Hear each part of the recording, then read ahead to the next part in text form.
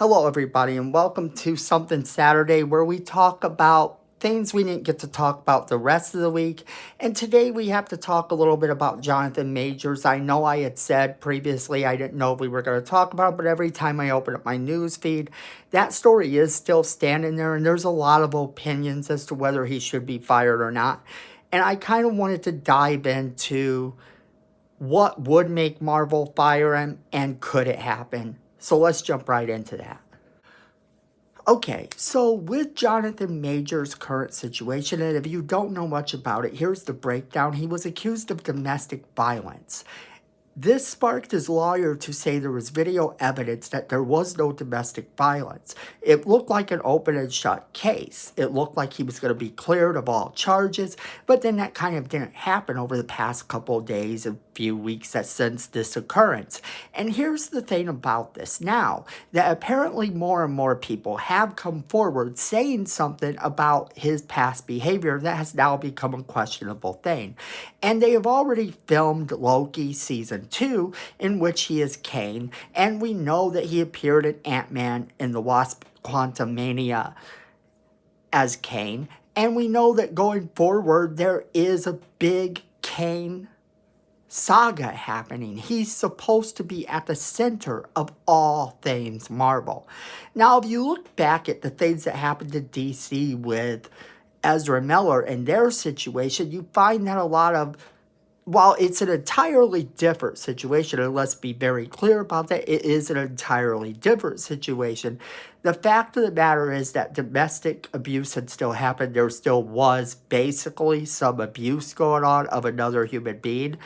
And then there also is the fact that Ezra Miller was in a movie that was already done before this all started coming out, just like in the case of him in Ant-Man and the Wasp Quantumania and in Loki season 2. Now, this is sort of where the differences start to end, though, in a weird way, because the thing with Ezra Miller's situation is that Ezra Miller had a major nervous breakdown. And whether you approve of the things that Ezra Miller has done since then to maybe start to make up for it, which all we know is that they are seeking therapy and seeking the help they need, which is okay. That's going to be a lot of help that they need, and I really hope they get it. Johnathan Majors, however, I don't know what's going on in his life, and I don't claim to know what's going on in his life, or whether he's guilty or innocent as of right now still kind of remains to be seen. But he has since had some more developments. Unlike Ezra Miller, where the studio was supporting him and everything else, the only studio right now that remains to support Johnathan Majors is Marvel. And he's been dropped by his agency. He's been dropped from a couple different projects that he's been attached to. And what's this mean, though? Once you start getting dropped from other things, it starts to send a really clear message that people are starting to wonder if you are safe to work with, if you are able to be worked with. Like I said, it mirrors in some ways the Ezra Miller case, except that here's the thing a lot of people have been saying: how come Ezra Miller gets a free pass and Johnathan is going to be gone? Johnathan Majors is going to be gone. Well, we don't know this entirely yet, and let's be really clear. Ezra Miller's not getting a clean pass. They can't come out and say Ezra Miller is fired until after the Flash movie. And then they're going to make it sort of go away. They're going to make it a nice sort of goodbye. They're going to say, hey, Ezra Miller and us have mutually agreed to part ways. That's how Hollywood handles things like this. It's not, oh, this person did something we find absolutely atrocious and we think they should never work in Hollywood again. Because, everybody loves a comeback story. And if 10, 15 years down the line, and I use 10, 15 years just as a sort of bouncing point, to say, hey, it could be sooner, could be later, maybe they do get the help they need and they make a comeback. And people are all for comebacks of that sort. If somebody's done something wrong in the past, they can make a comeback. A lot of people forget how many crimes and misdemeanors that our man, Robert Downey Jr., had behind him when he actually got signed to play Iron Man. That was a big thing for him. That was sort of a breaking point again. It was a comeback for him. This was his chance to show that he had changed, that he had gotten the help he needed. And people do like it when actors get the help they need. Now, in the case of Johnathan Majors, though, the thing is that this is still an ongoing thing. And it appears that a lot of places have started to drop him really, really quick. So then the question remains, does Marvel do the same thing that DC was doing? Do they keep him aboard knowing that he has committed these crimes or is being accused of committing these crimes?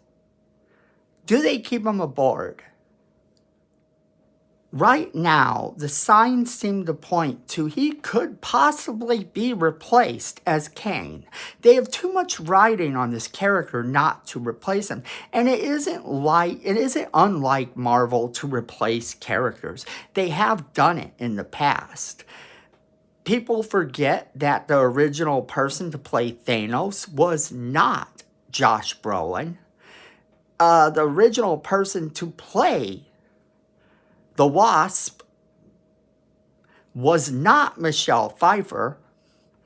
They kind of tend to forget that these characters were actually replaced from the previous roles. Now, you can make the argument that these roles that I'm referring to were sort of placeholders, that they always knew when it came to the bigger movie, they were going to replace them with a much bigger name actor. But it also sets a precedent that Marvel has to work with, where they can say that, hey, due to the fact that he has become involved in scandals, we no longer feel as though we can work with him. We wish him nothing but the best, and we hope that his career goes strong after he gets the help he needs or is proven innocent. But in the meantime, we at Marvel may not be able to work with him, at which point they could replace him rather easily. So it wouldn't be all that much of a shock to see them do it again. I don't think that Marvel goes the same way as DC had to go with the Ezra Miller situation.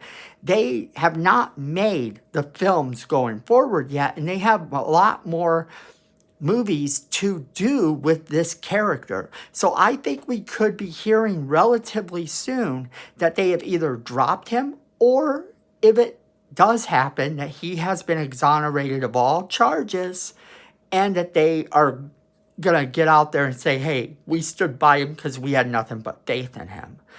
So I kind of leave it off to you guys. What do you think about this situation? And do you think that he should be fired after the accusations that have come forward? Do you believe that he's innocent or guilty? So this is where we leave it off to you. Go ahead and leave us that comment. Share this video with all of your friends so that they can be a part of the conversation as well. Don't forget to hit that like button. It helps the channel and we appreciate it. Miko says we need more subscribers and you don't want to disappoint Miko. So go ahead and hit that subscribe button and hit that notification bell so you don't miss a single video we do. And then friends, at the end of the day, I know it, you know it, and Miko knows it. Fandom is family.